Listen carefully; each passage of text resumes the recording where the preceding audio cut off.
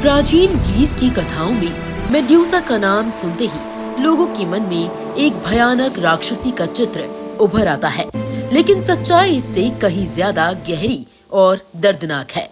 Medusa कोई राक्षस नहीं थी, वो एक अत्यंत सुंदर, मासूम और साधारण मानव स्त्री थी।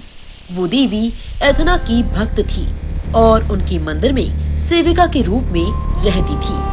मेड्यूसा अपने सौंदर्य, विनम्रता और पवित्र जीवन के लिए जानी जाती थी। समुद्र देव पोसाइडन मेड्यूसा की सुंदरता से मोहित हो गया।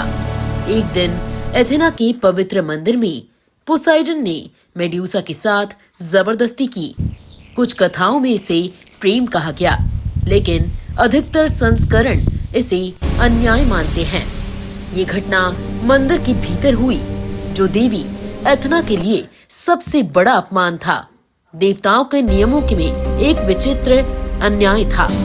एथना ने पोसाइडन को दंड नहीं दिया, बल्कि मेड्यूसा को दोषी ठहराया। उन्होंने मेड्यूसा को भयानक श्राप दे दिया। उसके सुंदर बाल जिंदा सांपों में बदल गए। उसका चेहरा भयावह हो गया और उसकी आंखों में ऐसा श्राप डाल दिया कि जो भी उसे सीधे देखे पत्थर बन जाए।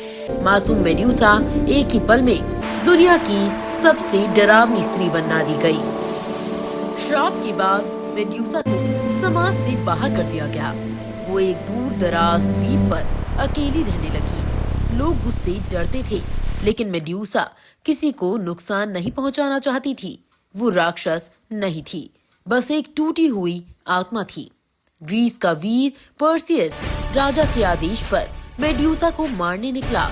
देवताओं ने उसकी मदद की। एथना ने उसे चमकदार ढाल दी। हरमीस ने उसे तेज तलवार दी।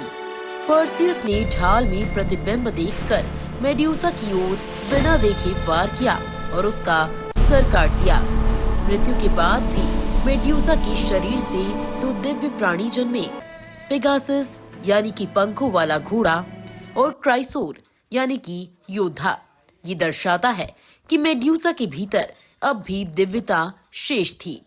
उसका कटा हुआ सिर भी पत्थर बनाने की शक्ति रखता था, जिसे एथना ने बाद में अपनी ढाल पर सजाया।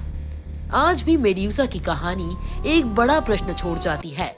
क्या मेड्यूसा सच में राक्षस थी, या वो देवताओं के अन्याय की सबसे बड़ी शिकार? मेड्यूसा की कथा हमें सिखाती है कि कभी-कभी इतिहास राक्षसों को नहीं, पीड़ितों को राक्षस बना देता है।